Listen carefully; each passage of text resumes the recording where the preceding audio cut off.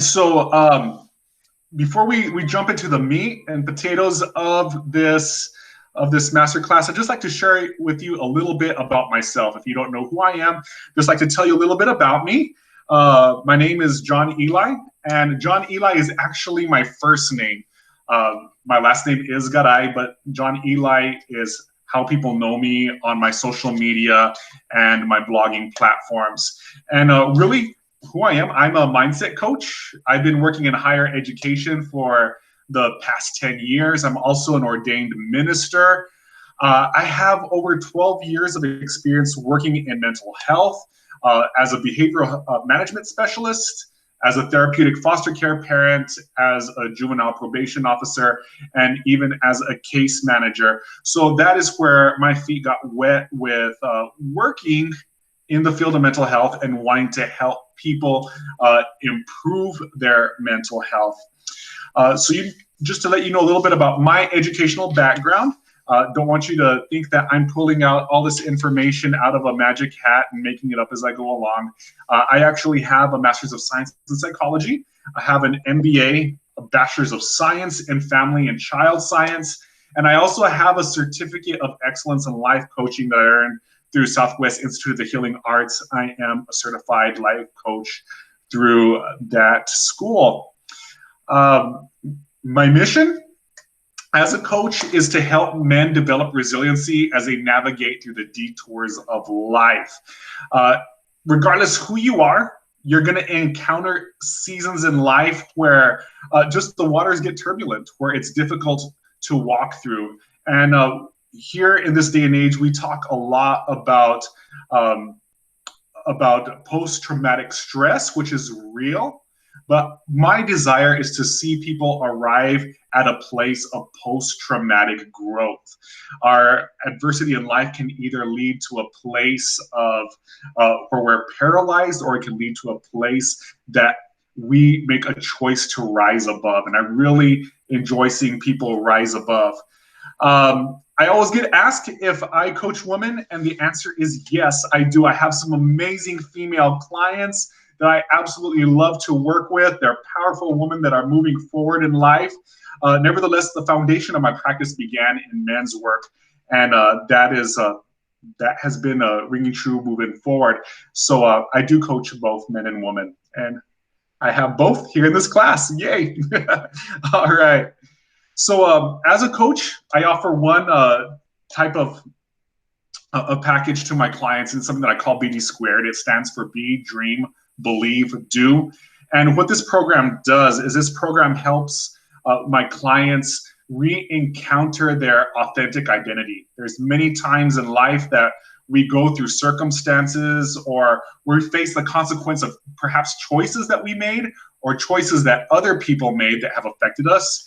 And we allow that circumstance or that choice to be our identity. And what I do is I help people break out of that cage and really encounter who they were born to be. I help people create a vision for life and to begin to see life outside of their mess and outside of their circumstance.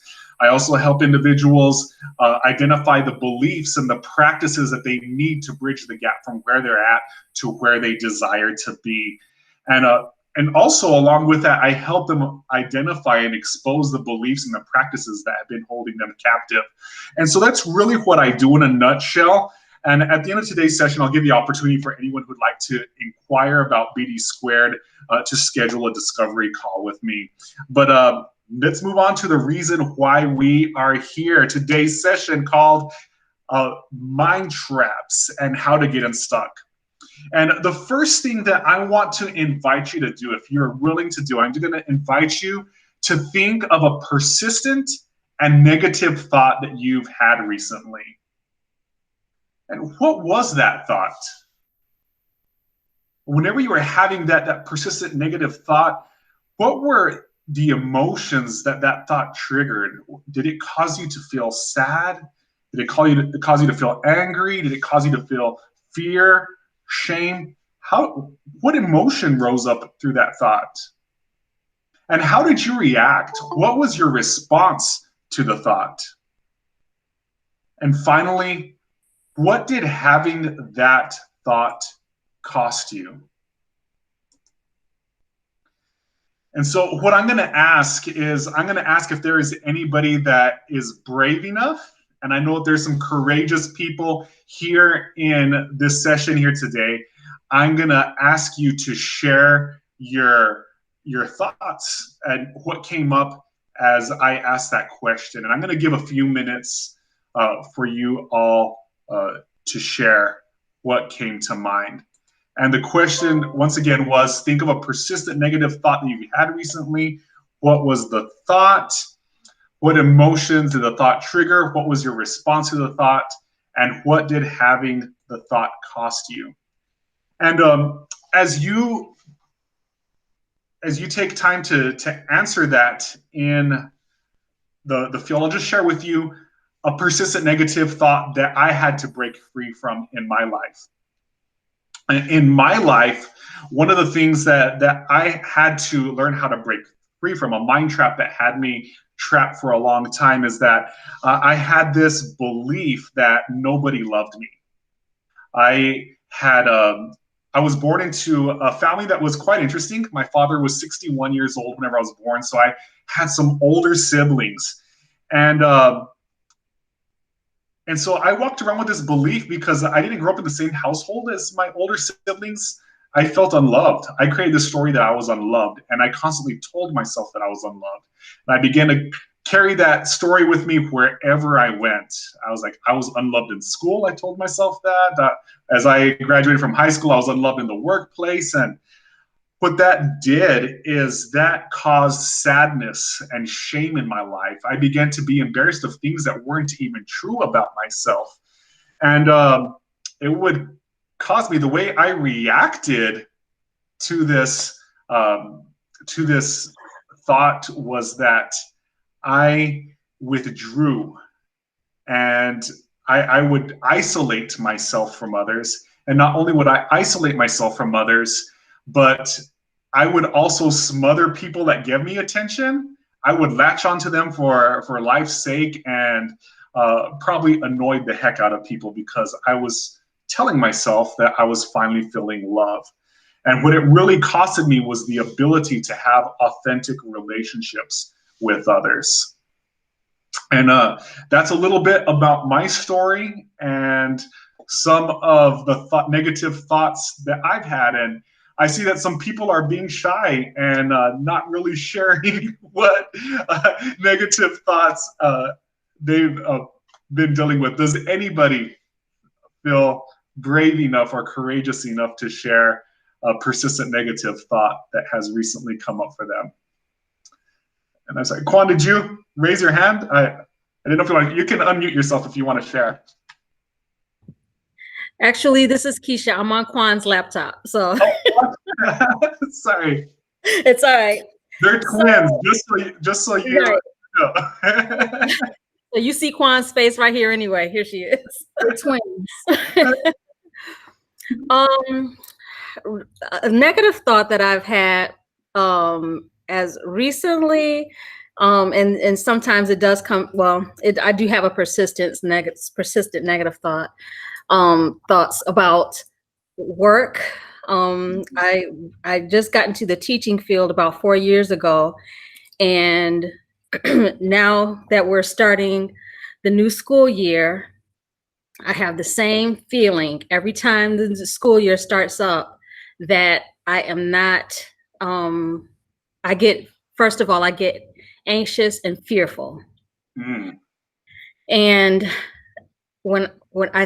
so those are the immediate feelings I get when a new school year starts. And I feel anxious I feel anxious, but I think the fear comes from me not feeling like I'm going to do well. I'm not going to prepare enough. I'm not going to serve my students, that I'm inadequate. I think that's the basis of the fear. And what was the other question, John? What does it cost you? Well, yeah, it costs me sleep. There you go. It costs me sleep.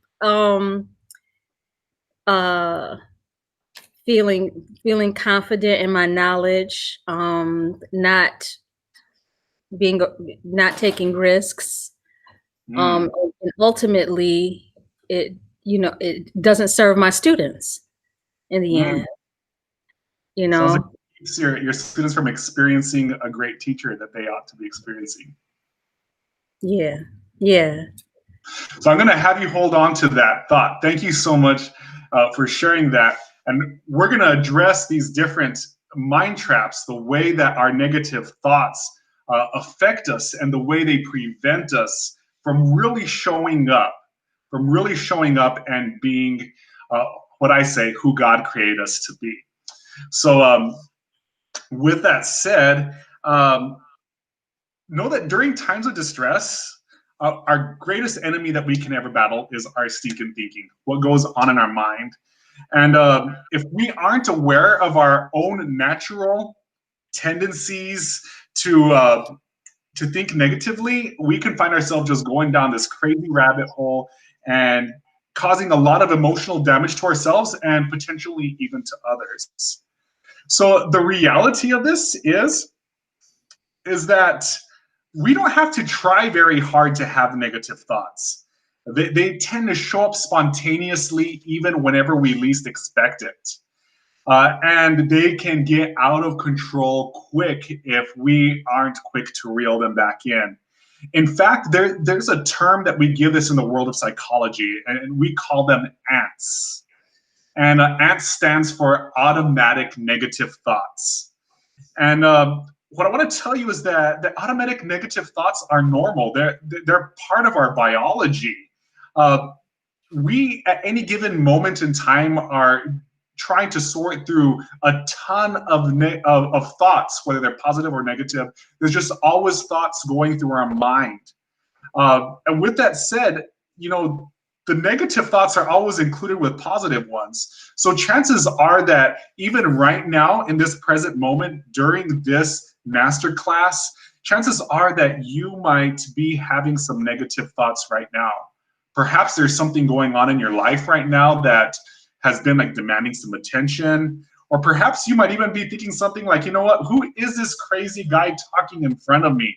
And why does he think that he knows it all? There might be some type of negative thought that is giving you some information about the experience that we're having together. But here's the deal. Negative thoughts are part of your biological makeup. Your brain and body are biologically designed to keep you safe. And having negative thoughts is part of that. You have a hypervigilant imagination because your mind and your body will always try to protect you at all costs. And the reason why I'm sharing that with you is because many times we tend to judge ourselves whenever we have negative thoughts. And we have to come to a place, if we're going to be able to move forward from the negative thoughts, is realize that our negative thoughts serve us a purpose. And that purpose is our safety. We're not weird or broken because we have negative thoughts. However, our negative thoughts can get out of control if we allow them to. And when that happens, we might end up in a dark place. So let's just throw it out there. Negative thoughts in themselves are not destructive. However, they can become destructive whenever we give them power over our choices. Here's the deal. Just because we have a negative thought doesn't mean that we have to act on it. A lot of times we get ourselves in trouble because we act on those negative thoughts instead of just first listening to them to see if that negative thought is actually going to serve us for our greater good. Negative thoughts can also become destructive whenever we believe them. Just because a thought enters your mind does not mean that you are obligated to believe it. Negative thoughts also become destructive whenever you begin to entertain those thoughts. And they become destructive whenever you give them free residence in your head. You have to learn how to expel the thoughts that are not serving you. We can't always control our thoughts, but we can always control what thoughts we will entertain. And that's really where the key lies, is that we have to learn how to hold on to identify the thoughts that are serving us for our greater good and how to expel the ones that are not serving us. So I'm going to ask a question. I'm going to ask you to think of a time that you allowed a negative thought to take over, to totally take over your mind, perhaps even take over your actions. Think of a time that of a thought that caused you pain and destruction. What was the thought, and what happened? And if you are courageous enough, and I know there's some brave people in our masterclass here today, I'm going to ask you to share what comes to mind in the comment box. If you don't mind just sharing what comes to mind. And I have Keith here sharing the thought that his business won't be successful. That is real. If you're an entrepreneur, that can be a thought that can be pervasive and can paralyze you. Yeah, and it's costing you confidence and a lack of marketing. Yeah, definitely goes as well what Keisha was saying about being a teacher and having that thought. Perhaps it's not complete destruction, but it's still paralyzing. You know, my friend Justin here, thoughts that I'll get fired. That's a reality. Tim, you know, having a panic attack, every time I have a panic attack, you know, those of us that suffer from anxiety know the reality of that. Yeah, and Brandon, thank you so much for sharing, you know, that maybe the thought that you weren't good enough for your partner. Thank you for your vulnerability, everybody. I really appreciate you sharing and contributing to the conversation here. So what I'd like to share is that anytime that we allow a negative thought to take over our lives, it's basically, whenever we give it permission, it's basically like setting up a self-directed booby trap. And therefore, I'm going to refer to those negative thoughts, the negative thoughts that hold us captive, as mind traps, because they trap us. And there's many different kinds of mind traps, and if you do a Google search, you're going to find a multitude of them. And I encourage you to do a Google search for mind traps after this masterclass is over with. But today we're going to tackle 7 common types that all of us deal with. And let's go ahead and jump into them. I went forward a little bit too much, sorry. Hold on there. There we go. All right. The first mind trap that I want to introduce you to is one that is called mind reading. And this is one that we are all guilty of. And this type of mind trap, it's the negative thought where you assume that you know what somebody else is thinking. Or either that, or you're expecting them to know what you are thinking. You know, I'll share with you, refer back to the situation that I talked to you about earlier at the start of our masterclass, that I made up this narrative that I believe, this negative thought that I was unloved. And back whenever I was doing this, in specifically, I related this to my relationship with my sister. And for years, I had this belief that she didn't love me. But really what it broke down to is that I had no clue what was going on in my sister's mind. And when I was finally able to I finally got brave enough to have a conversation with her, she pulls out her wallet and there's a picture of me. And she says, you know what, John, anytime anybody asks me about my family, I show them your picture. I tell them, this is my little brother, and I am so proud of him. And for years, I had this belief that my sister didn't love me. I assumed that I knew what she was thinking, whenever the truth is that I didn't live in her brain. I didn't live in her mind. And there was no way that I could ever know what she was truly thinking. But we have a tendency of falling into this type of trap where we assume what others are thinking, and then we hold them prisoner to a belief that we've made up. Or take this even we'll take it another direction. There's some times that we assume that other people ought to know what we are thinking. And I see this specifically happening in a lot of relationships, where somebody has been with somebody for with a partner for a specific amount of time, and they'll say something like, well, I've been with them for a year, I've been with them for 5 years, whatever it may be. They ought to know what I'm thinking already. And that's one of the biggest lies that you can ever tell yourself. What mind reading really is, it's an unwillingness or an inability to communicate. It's where somebody doesn't accept the responsibility to ask questions. Like, hey, the story I'm telling myself about this situation is that you're mad at me. Instead of saying, oh, they're mad at me, and I'm going to give them the personal space they need. It's having that courageous conversation. And the reality is that communication is a skill. It's a muscle that needs to be built. And if we're not careful, we can find ourselves trapped and paralyzed by a narrative that is not based on truth. Let's jump into the next mind trap. The next mind trap that I'm going to tell you about is me thinking. This is that type of negative thought. It's the thinking that you are the sole cause of every setback and problem in your life and in the lives of others.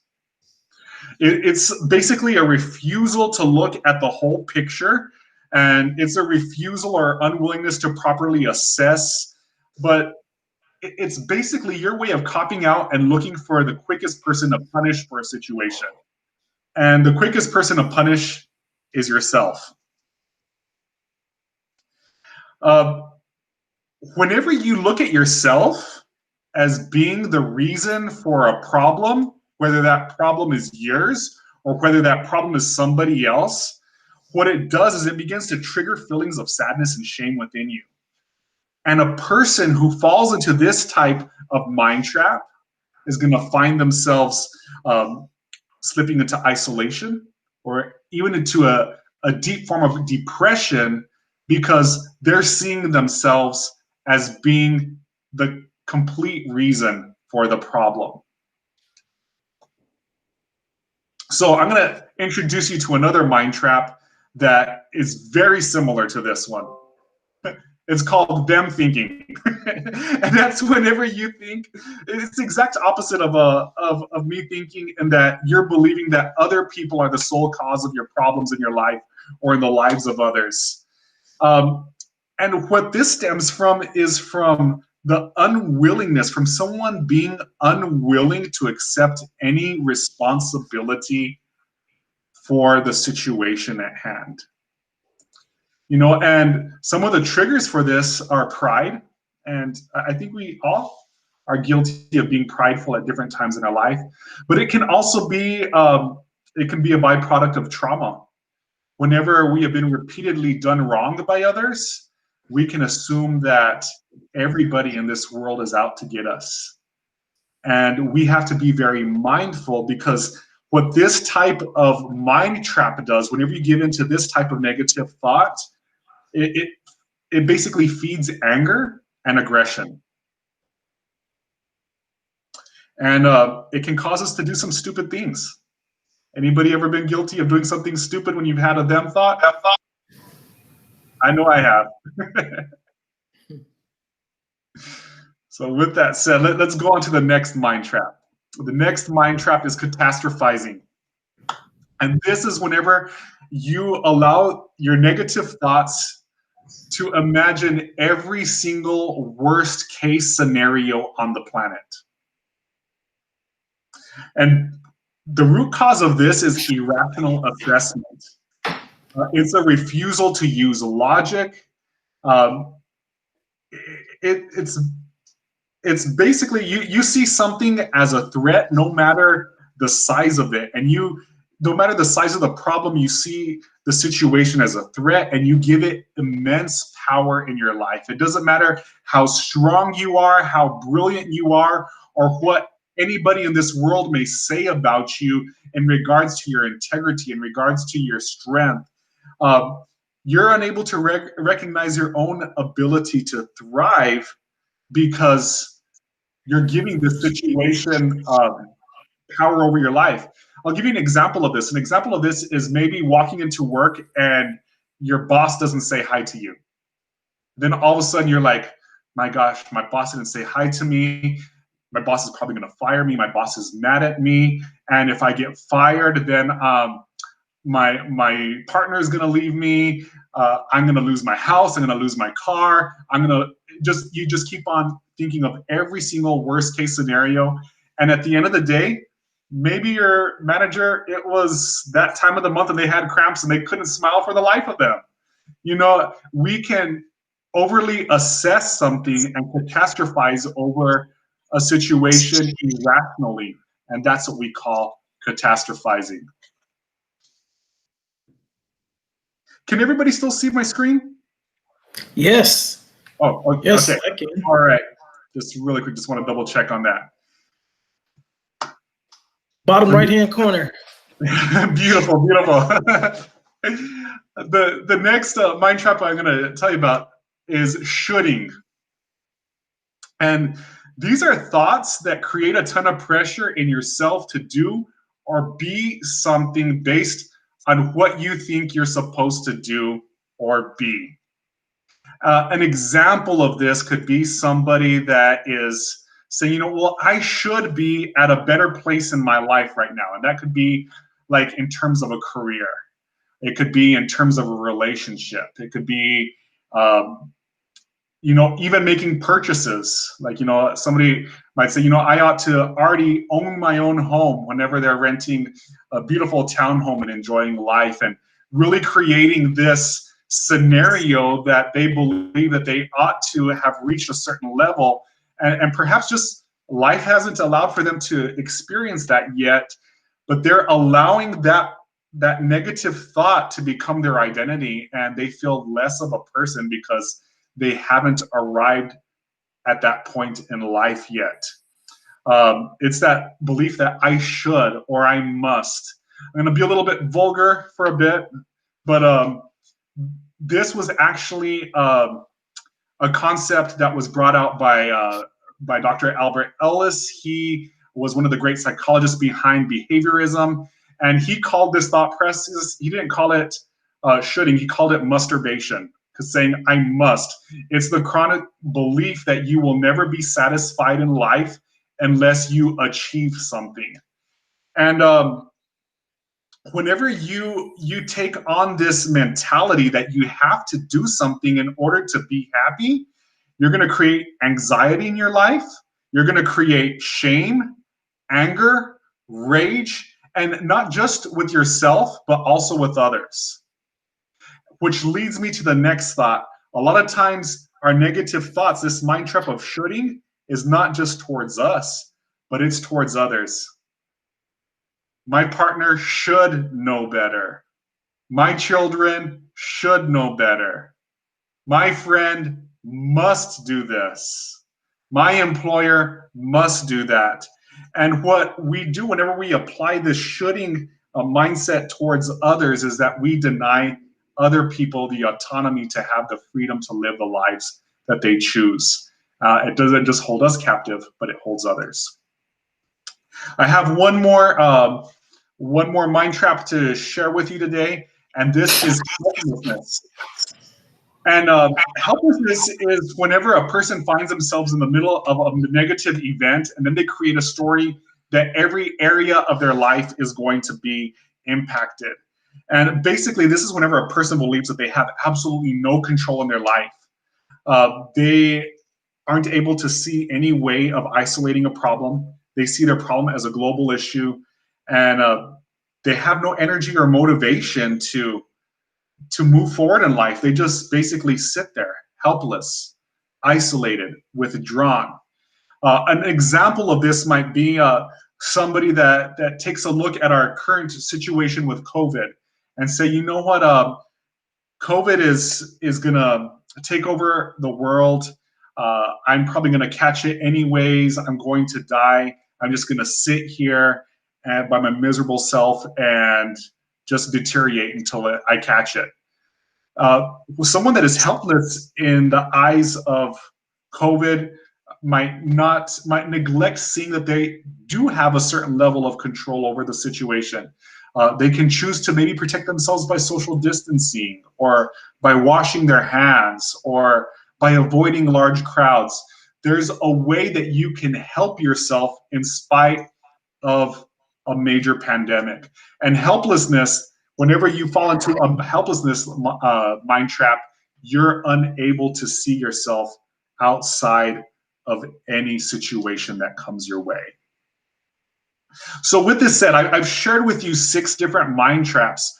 I'm just curious, which one of these mind traps do you tend to fall into most often? Is it mind reading? Do you find yourself being a mind reader, or do you find yourself blaming yourself, blaming others, maybe catastrophizing, shoulding, being helpless? What is your like go-to mind trap that you tend to find yourself in? Do you mind sharing your thoughts in the comment box below? And King Soul, thank you so much for sharing. You have a tendency of blaming yourself. Anybody else care to share? Shoulding? Yeah. Me thinking, shoulding? Yeah. For me, I know myself. I'm coming into late in life in building my career and building my practice as a coach, and also I'm currently working on a master's of science in counseling, and I'm like, I should have done this such a long time ago. And I tend to get really down on myself. So I have to be aware of this mind trap in order to expose this. But thank you for sharing what your struggle is. But it wouldn't be fair for me just to share these mind traps with you without sharing an antidote, right? So I think it's important for us to discuss how to get unstuck. And so with that, I want to tell you that you have to learn to challenge any negative thought that comes your way. It's very easy to allow a negative thought, once it enters your head, to live there permanently. But the trick is to be able to expose it and to be able to replace it with a better and more empowering thought. And so with that in mind, what I'd like to do is I'd like to share with you 3 different strategies to help you challenge any mind trap that you find yourself stuck in. All right, so I'm gonna break them down with you here really quick. The first one is this. The first one is called evidence. And what this requires for you to do is this requires for you to take on the role of an inner investigator, where you are looking to find the truth behind a thought and really see if it's valid or if it's not. And the way that you are going to implement this is you're going to try to find every reason that that negative thought is not true. And you'll just fill in the sentence, that's not true because, and then fill in the blank. And let me give you some examples. Let's say that you fall into a them mentality, a them mind trap, and you're saying, I can't succeed in life because everybody wants to see me fail. That might be a lie that you're telling yourself. That might be a negative thought you bought into. You might try to expose that thought by saying something like, that's not true because my manager at work has been taking extra time to mentor me. You try to find a way to disprove that thought that everybody is out to see you fail. Or maybe you fall into a mind reading mind trap and you're thinking, you know what? My wife thinks I'm an absolute failure. I'm sure that she's ready to leave me at any moment. You try to find evidence to prove that untrue. You might say, you know what, that's not true because she's offering me help in my situation. And you know what, she just told me she loved me this morning. You find a way to disprove that mind trap, that negative thought with evidence. So that's one way. Another way is to reframe the negative thought that enters your mind. And you do that by using the power of optimism to envision an outcome that you would rather see. You use it to envision the outcome that you desire. And you fill in the blanks with this statement. A more helpful way to see this, or a better way to see this, is fill in the blank. Let's go back to that them mind trap. Whenever we might have a tendency of believing that people want to see us fail, we might believe, well, they want me to fail. That's the negative thought. But whenever you reframe that negative thought, you might reframe it as, you know, a better way to see this is that this is a good reason for me to step up my game. This is a perfect way for me to prove myself. This is a perfect way for me to work on that back pocket plan that I've been holding out on for so long. This is a perfect place for me to shine. Instead of allowing that negative thought to overtake your mind, you use reframing to step into the place that you desire to be. All right. So there's reframing. And the last strategy that I have to you is one that is called planning.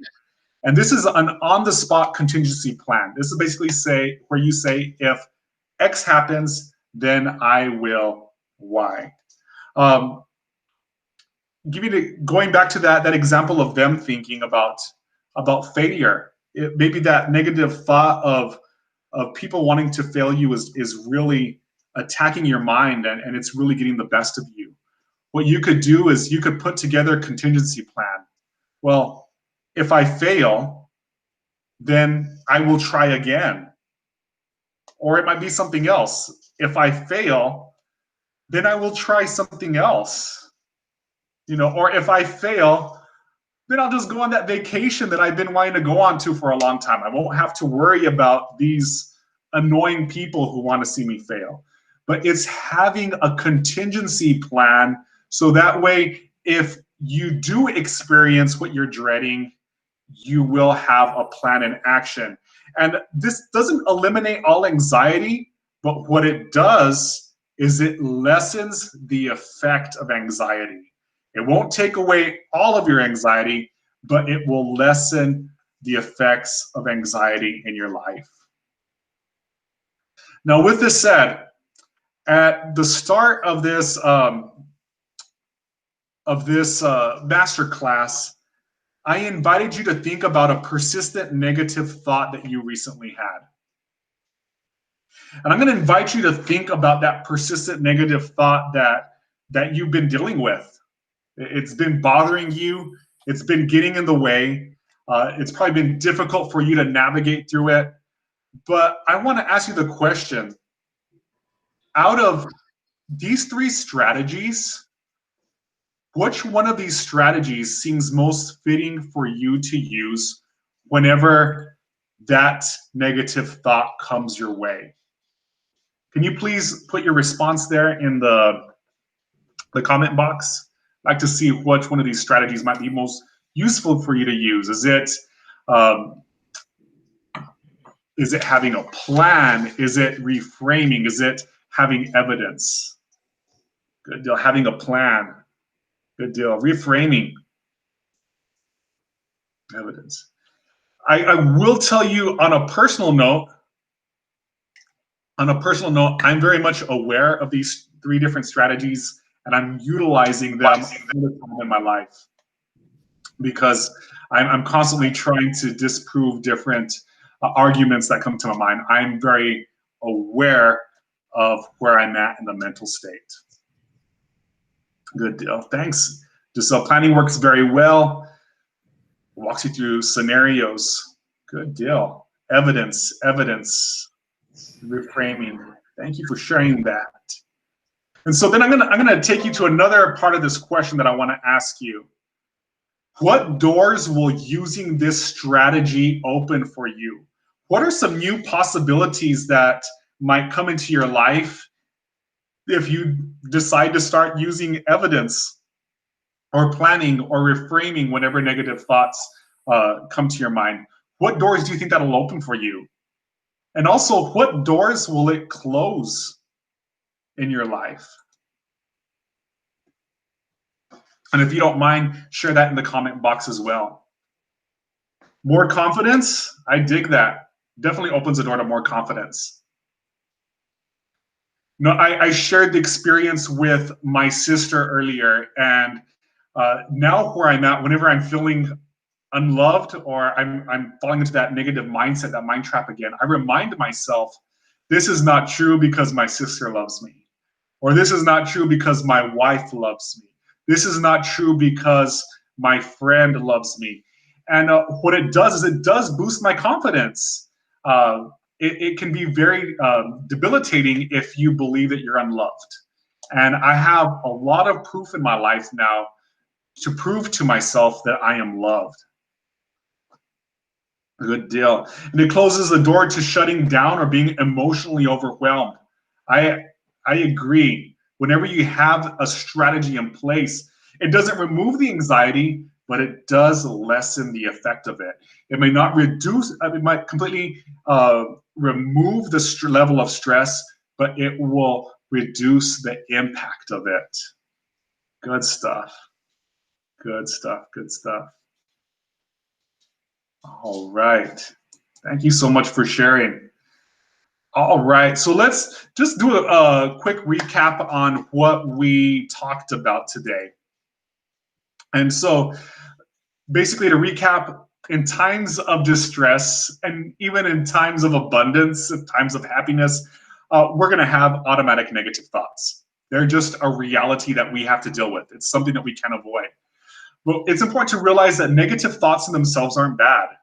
It's whenever we entertain them, whenever we begin to believe them, or we begin to react instead of responding to them, that they can cause different types of destruction in our life.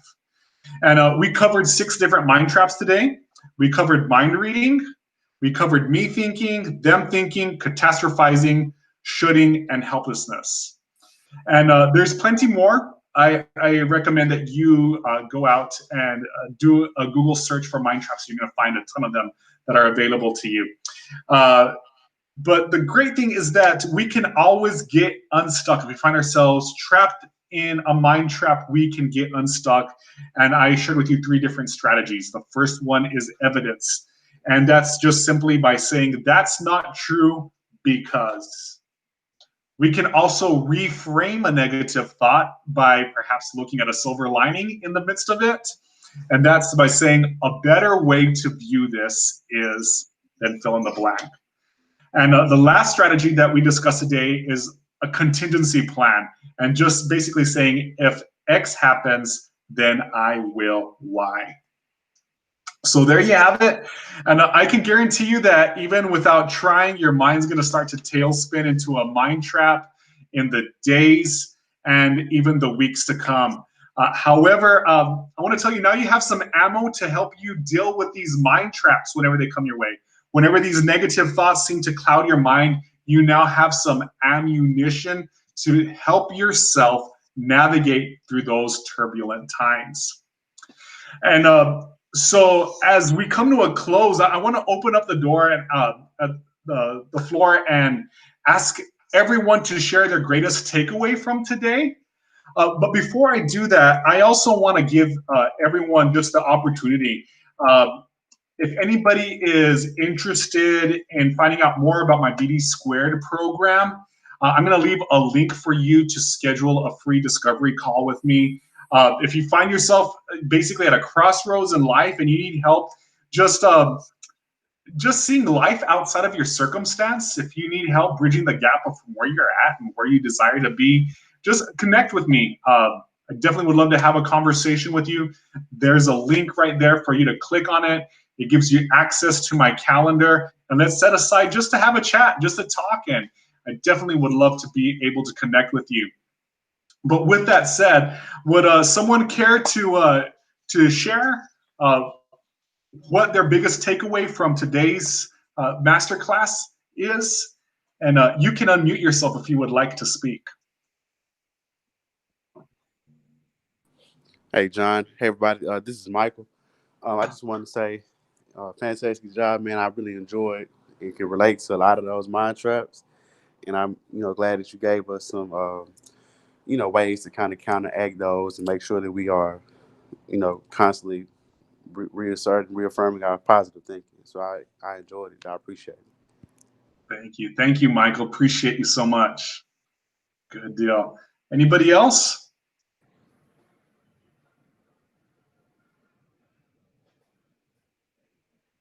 So, John, Giselle here. Hey, Thank you so much for simplifying and kind of listing everything and laying it out into a really like a very digestible way. Like I looked at the time, it's been like what, 50 minutes? I didn't even notice. So thank you so much for making it so easy and quick to understand. Thank you so much, Giselle. I'm going to share a little bit about Giselle. Giselle and I used to work together, and both of us started the Masters of, actually, she started the Masters of Science in Psychology before I did. And I would feel sometimes intimidated because Giselle finished it a couple of years before I ever did. But I had to get over myself and realize that I had a negative thought that was telling me that other people are worthy of achieving their goals and I wasn't. And so Giselle, and seeing Giselle jump in and move in her career has been super inspirational for me. So thank you, Giselle. You're super awesome. And John, you're going to make me choke up. I looked up to you so much while we were working together. Awesome. Awesome. I know Mr. Mack has something to share too. So I saw you raise your hand.